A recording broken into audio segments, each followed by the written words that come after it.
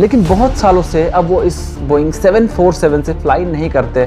अब वो बोइंग 777 का यूज़ करते हैं वीवीआईपी मूवमेंट के लिए। तो अगर जहाज़ का मेंटेनेंस अच्छे से होता है, इंस्पेक्शन अच्छे से होता है, तो वो काफ़ी सही कंडीशन में होता है। आपको पता होगा कि कोई भी वीवीआईपी एयरक्राफ्ट जो होता है उसमें डिफेंसिव इक्विपमेंट लगते हैं कि इन केस अगर कोई हमला कर रहा है, कोई बॉम्ब फेंक रहा है या कोई मिसाइल से अगर जहाज़ पे मार रहा है, तो डिफेंसिव इक्विपमेंट उसमें लड़ने का क्षमता होता है। तो यार आप ये जरूर सोच रहे हो कि आखिर बोइंग 747 को हटाकर बोइंग 777 को क्यों यूज़ किया गया। तो इसी एडवांस रिवीजन की वजह से इसको फ्यूचर ऑफ द एयरक्राफ्ट्स कहा जाने लगा। Hello everyone, welcome back to the channel. Myself Rajeev Ranjan and you watching the aviation mind. तो गाइस आज का जो वीडियो है वो काफ़ी ज़्यादा एक्साइटिंग है। एक्साइटिंग इसलिए कि आज हम कंपेयर करने वाले हैं वर्ल्ड के दो ऐसे पावरफुल एयरक्राफ्ट्स को, बोइंग 777 एंड बोइंग 747, और बात करने वाले हैं कि आखिर इंडियन गवर्नमेंट ने वीवीआईपी मूवमेंट के लिए आखिर बोइंग 747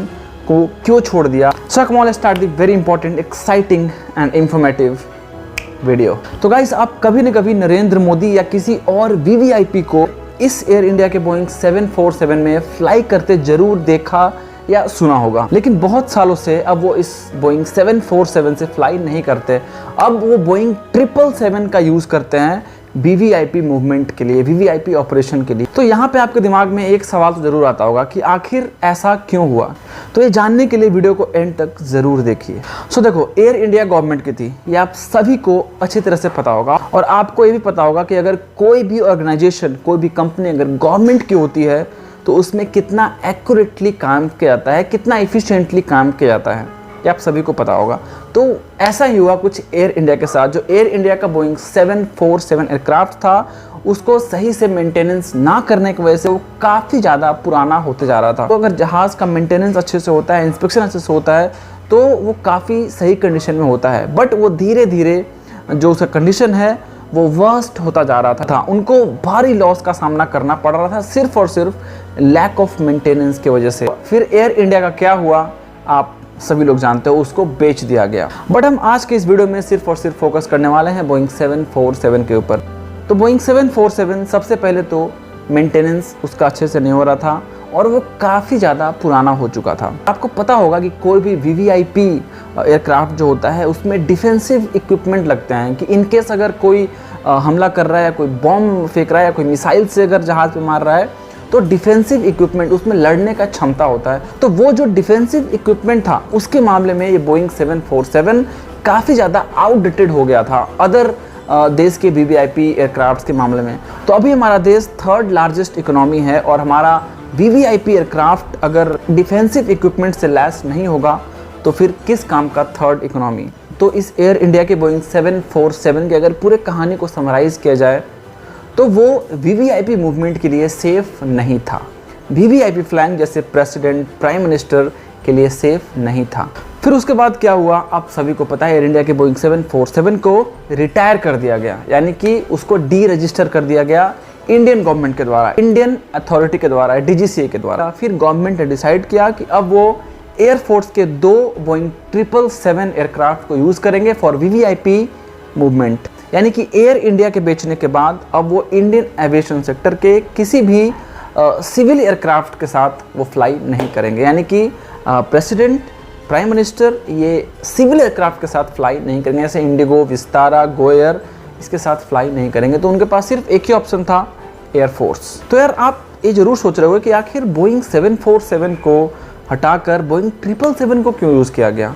बोइंग 747 बहुत बड़ा था, उसमें 4 इंजन थे, अगर 2 इंजन फेल भी हो जाए तो 2 इंजन और हैं, और भी ऐसे बहुत सारे रीजंस थे। लेकिन बोइंग 777 को क्यों चूज़ किया गया, तो इसके पीछे बहुत बड़ा रीज़न है। तो आइए उस रीजन को समझते हैं कि आखिर बोइंग 777 को ही क्यों यूज़ किया गया। तो अगर सोर्सेज की माने तो बोइंग 777 बोइंग 747 से काफ़ी एडवांस्ड एयरक्राफ्ट है। तो इसी एडवांस्ड रीजन की वजह से इसको फ्यूचर ऑफ द एयरक्राफ्ट्स कहा जाने लगा। तो सबसे पहला रीज़न कि आखिर ये फ्यूचर ऑफ द एयरक्राफ्ट क्यों कहा जाने लगा, फ्यूल इफ़िशिएंसी। जी हाँ, ये फ्यूल इफ़िशिएंसी के मामले में, यानी कि कम खर्च में ज़्यादा दूर तक फ्लाई करना, उसके मामले में ये बोइंग 747 को काफ़ी पीछे छोड़ दिया। इसका फ्यूल इफ़िशिएंसी बोइंग 747 से काफ़ी अच्छा था। अगर आपके लैंग्वेज में कहें तो इसका माइलेज काफ़ी अच्छा था। आपको भी पता है कि जिसका ज़्यादा माइलेज अच्छा होता है वो ज़्यादा अच्छा व्हीकल माना जाता है। सेकेंड पॉइंट, ये कार्गो कैपेसिटी में काफ़ी तगड़ा था। बोइंग 747 से काफ़ी ज़्यादा कार्गो को लोड किया जा सकता था एट अ टाइम। और पॉइंट नंबर 3, ये भी रिलेटेड है फ्यूल इफिशिएंसी से। अगर कोई भी एयरक्राफ्ट फ्यूल इफिशिएंट है, इसका मतलब उसमें कम खर्चा होगा फ्लाई करने में। तो यही रीज़न है कि बोइंग 777 एयरक्राफ्ट को ऑपरेट करने में बोइंग 747 के मुकाबले कम खर्चा होता था। तो ऑब्वियस सी बात है कि जिसमें कम खर्चा होगा वो ज़्यादा अच्छा है। अगर मैं आपको एग्जांपल से समझाऊं कि आपके घर में अगर 2 बाइक है जो कम फ्यूल में ज़्यादा दूर तक जाता है, आप प्रेफर करते हो कि वही बाइक को ले जाएं। तो यही सेम कंडीशन है यहाँ पे, क्योंकि देखो बोइंग 747 में 4 इंजन लगे हुए हैं और बोइंग 777 में 2 इंजन लगे हुए हैं जो कि G90 के नाम से जाना जाता है, और वो काफ़ी बड़ा इंजन है, ठीक है, और वो काफ़ी इफिशिएंट भी है। तो 4 इंजन के जगह पे अगर 2 इंजन ही काम कर रहा है तो क्यों ना उसी को यूज़ किया जाए। तो यही स्ट्रैटेजी इंडियन गवर्नमेंट ने या और भी देश के प्राइम मिनिस्टर वीवीआईपी फ्लाइंग के लिए यूज़ किया जाने लगा। और अगर बात करें रेंज की कि कितने टाइम तक वो फ्लाई कर सकता है उस सेम फ्यूल में, तो बोइंग 777 का रेंज काफ़ी ज़्यादा अच्छा था एज़ कम्पेयर टू बोइंग 747। अगर आप और भी कंपेयर देखना चाहते हो तो मैं स्क्रीन पे ये कंपेयर का वीडियो आपको दिखा देता हूँ। ये आप फुल डिटेल में इसमें कंपेयर किया हुआ है बोइंग 777 और बोइंग 747 को, आप स्क्रीन पे देख सकते हो।